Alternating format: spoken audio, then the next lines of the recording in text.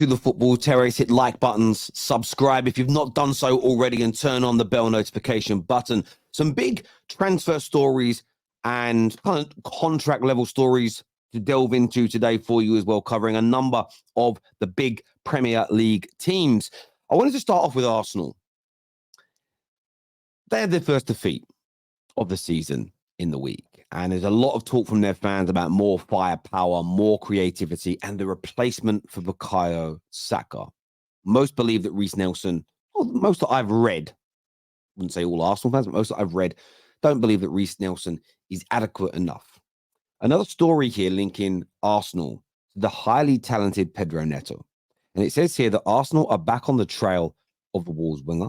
Arteta is keen to bolster his front line, and while Wolves would be reluctant to lose Neto, there is an ongoing financial fair play issue that means a sizable transfer offer would put that resolve to the test. And it does appear, when you read through multiple other sources on this story, that Arsenal may look to progress and advance this move in January. Now, some will say that's too late. Should have done it in the summer. Should have had the adequate backup for Saka now, especially with him looking as though he is going to miss. He's going to miss the big game at the weekend versus Manchester City. But as a genuine, as a signing, we just talk about this in isolation. Pedro Neto would be an astounding addition to Arsenal. There is no doubt about that at all. Top class player indeed. And listen, I'd be gutted if he goes there. I'd like him at Manchester United. He's getting back to his best form before those injuries. He's now adding the most important element to an attacker's game, which is outputs, which means he's changing games as opposed to just being a threat during them.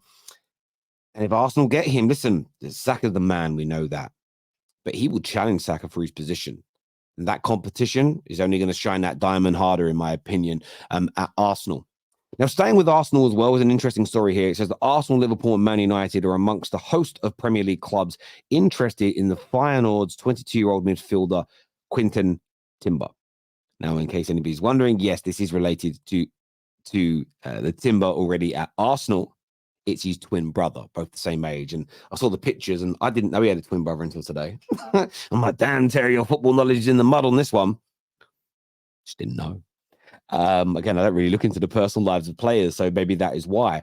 But Arsenal, Liverpool, Man United, all looking to bring him in. And now the natural reaction is to say that Arsenal have the advantage in this deal because of his brother. And there'll be an element of truth. There must be you've had Neville, they weren't twins, but you've had the Neville brothers at Manchester United as an example. And I think sometimes there is a real attraction for players. I'd love to play where my brother is, especially if they're close. And most twins typically are very close to each other in terms of relationships. So not only could this be a good thing for Arsenal from a tactical standpoint, squad depth view, improving the first team, it could also be great for the harmony of the squad, keeping both Timbers happy, which may make them better players. So it's an interesting one to look at.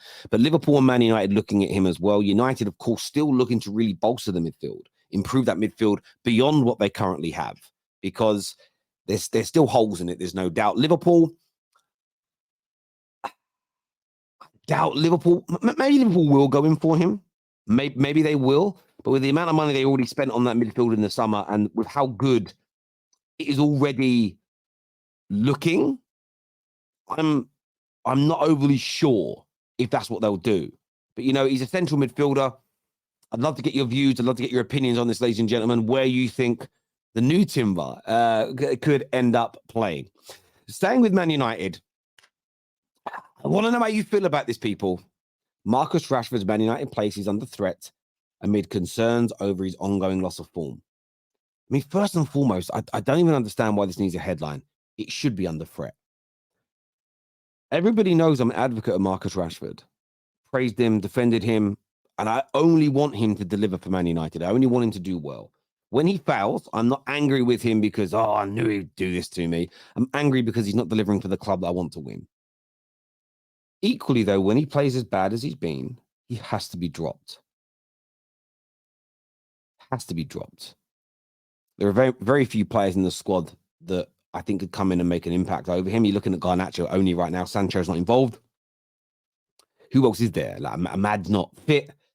Pelestri's been given a chance, but looks absolutely bang average as far as I'm concerned. But you've got to try new things because it isn't working with Rashford right now. So give somebody else in the team, even if it's an academy player, give somebody else a chance. Give somebody else an opportunity to deliver. Anthony Martial to come back into the team, perhaps, who has looked sharp in these last 2 or 3 performances. I've always thought he's better on the left wing than as a striker. Always believed that. It's only really his fanboys that push the number 9 agenda. He was never a number 9 for me.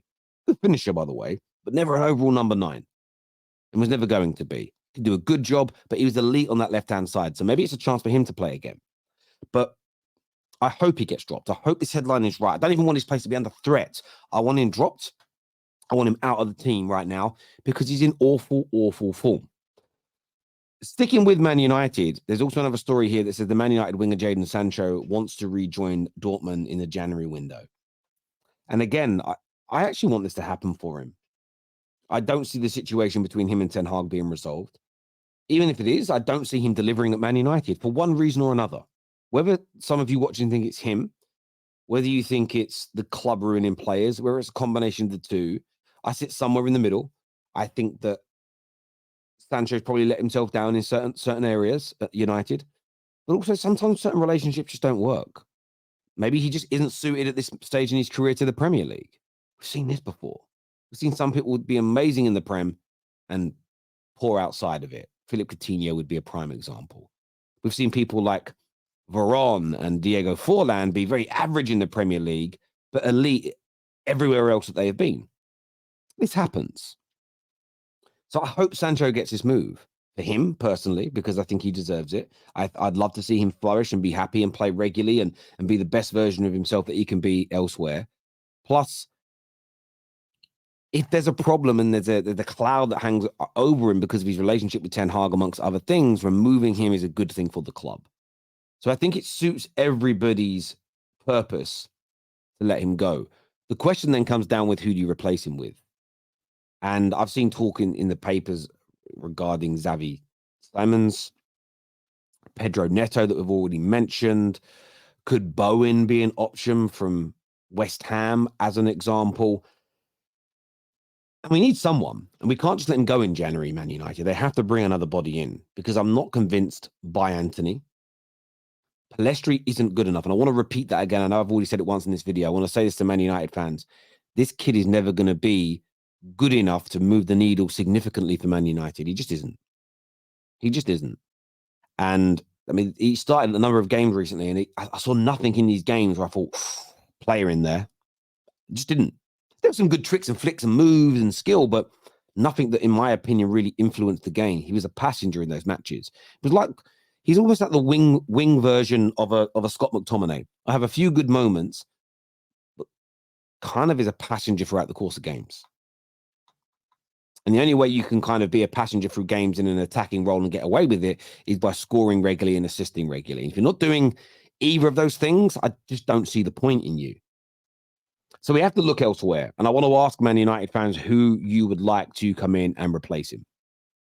Now, mentioning Bowen, there is a story regarding him that Liverpool and Newcastle are monitoring Bowen as negotiations over a new contract at West Ham continue to move slowly. That comes from TalkSport.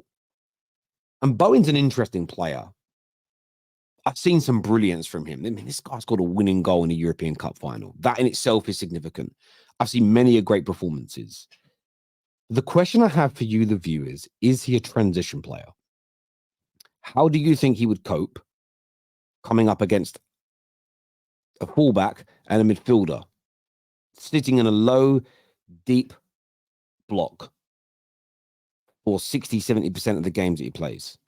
Could Bowen, in your opinion, still influence matches the same as he does now at West Ham, when the majority of the time you see him attack and the majority of the time that you see the brilliance from him, it is when there is acres and acres of space to play in, to run into, on the transition, balls over the top,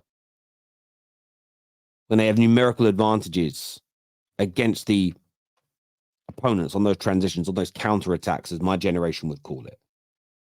Or do you believe there is a player that has significant ability, not just to influence games, but the most important thing for attackers, score and to create chances? Can he do that in teams that the majority of the opponents will sit back against and make it difficult for and suffocate that space. I'd love to get your opinions on that, ladies and gentlemen. As ever, hit like buttons. Please make sure you're following us on our TikTok. Link is in the description, or you can scan that QR code on top of the screen now as well. Until next time, take care. Goodbye. God bless. And I'll see you all again soon.